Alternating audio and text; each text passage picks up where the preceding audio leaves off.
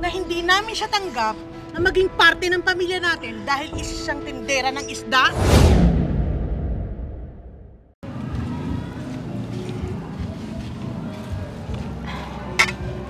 Sure ka ba na ipapakilala mo talaga ako sa mga magulang mo?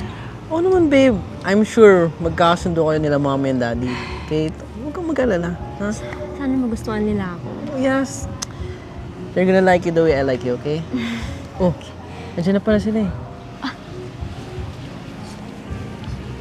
Ano, sit down na, sit down na. Ikaw, sit down na lang. Ma, thanks for coming, ah. Ang tagal nga nitong daddy mo eh. Pasensya na, may meeting lang sa client. It's okay, it's okay. By the way, ma, pa, girlfriend ko nga pala, oh. Si Tina. Hello po. Alam nyo, mamaya na tayo mag-usap-usap. Kasi gutom na talaga ako eh. Kain Sumama muna tayo. Sige po. Don't worry, on the way na ata yung order ko eh. Wait lang, ah.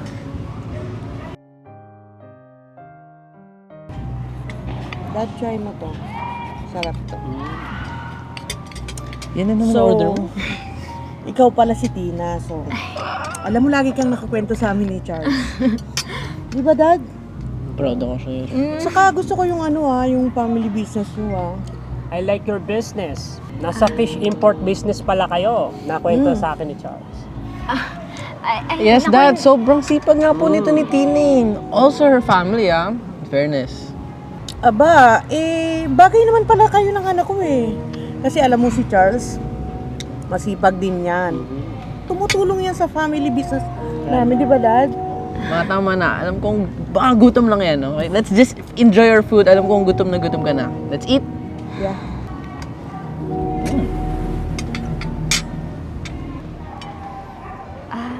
Excuse lang po ha. Puntahan ko lang po si Charles. Okay lang. Okay lang.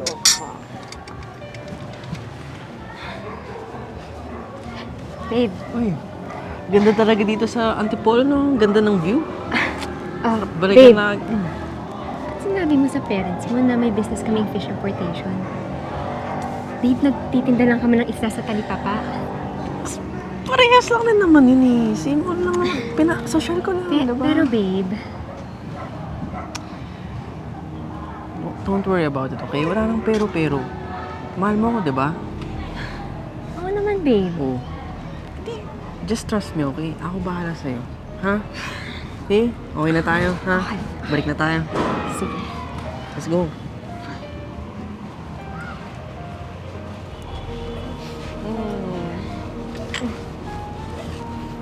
Busog kayo? Yes.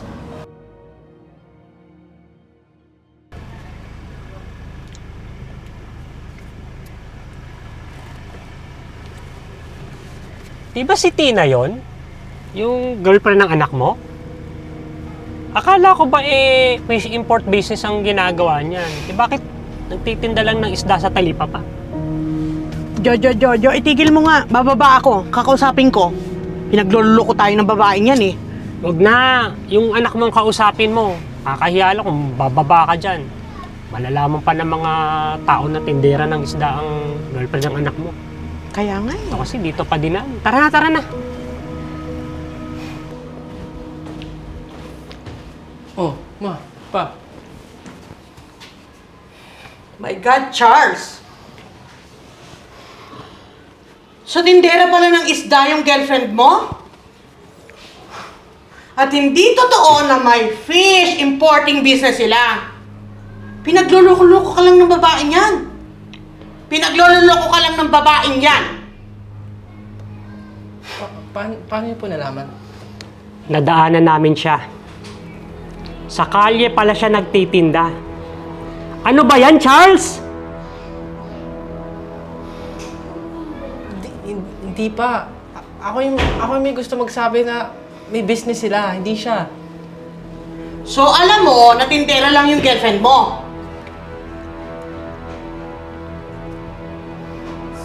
Sorry, ma.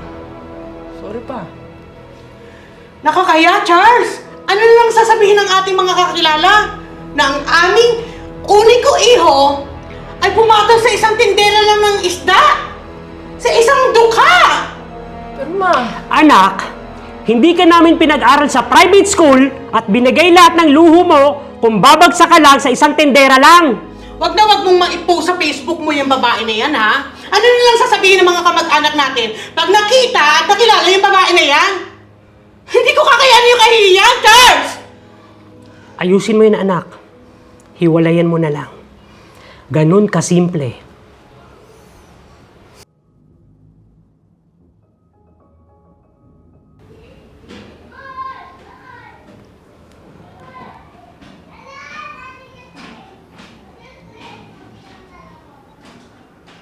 Nagkita na ba kayo ng tindera na yan?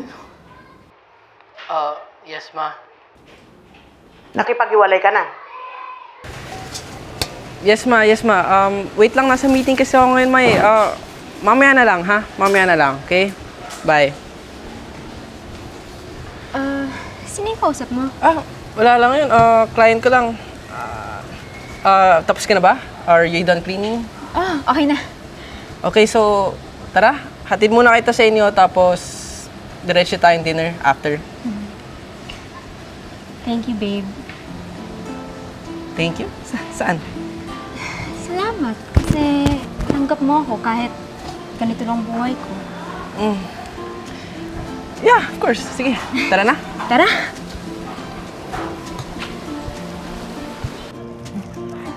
Cute, no? Mas cute ka, syempre. Kalokohan to, Charles! Akala ko ba hiniwalayin mo tong babaeng to? Ma, please, wag naman dito.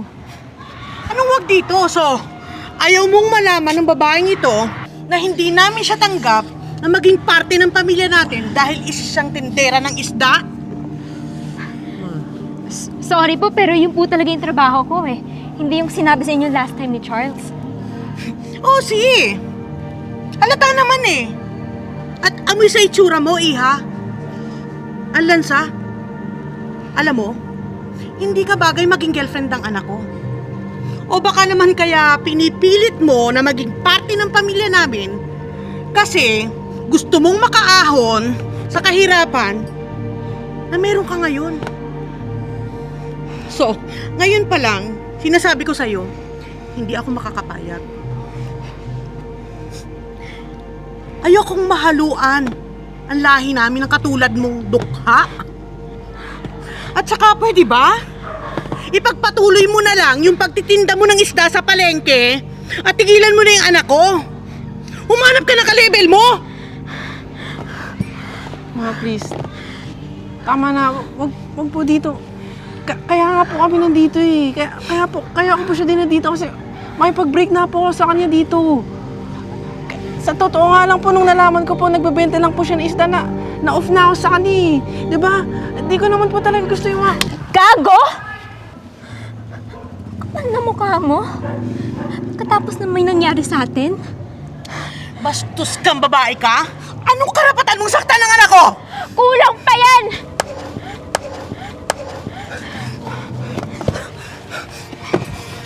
Sige, lumapit kayo. Subukan nyo. Kundi gigripuhan ko kayong tatlo. Hayop kayo. Anong akala nyo? Dahil mahirap lang ako, hindi ako papalag sa mga pang-aalipusta nyo sa akin. Ay! Wala tayo sa teleserye, no? Isaksak nyo sa baga nyo yung pangit nyong anak. May malit na uten. Ikaw, Charles. Kapag din ang mukha mo, ano? Wala kang bayag na ipagtanggol mo ako sa mga demonyo mong magulang. Tuwag kang hayop ka, tandaan mo yan. Bumalik ka na dyan sa saya ng magulang mo. At Madam Sir, wala naman po akong pakialam sa yaman niyo. Dahil alam ko sa sarili ko na kaya ko rin maabot kung ano man yung narating niyo. Kung ano man meron kayo ngayon, promise, makukuha ko rin yan dahil alam ko sa kaputihan ng puso ko, pagsisikap ko, makukuha ko rin yan. Pero hindi ako maging katulad niyo na mata pobre.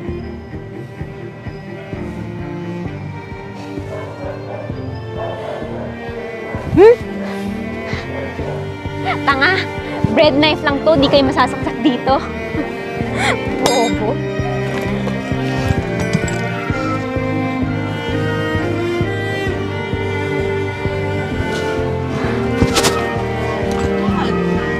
Something. Kami ko kaya sa'yo. Tama na kasi. Baliw yung Ikaw babae. kasi. Kaya tayo na ano eh. Yeah!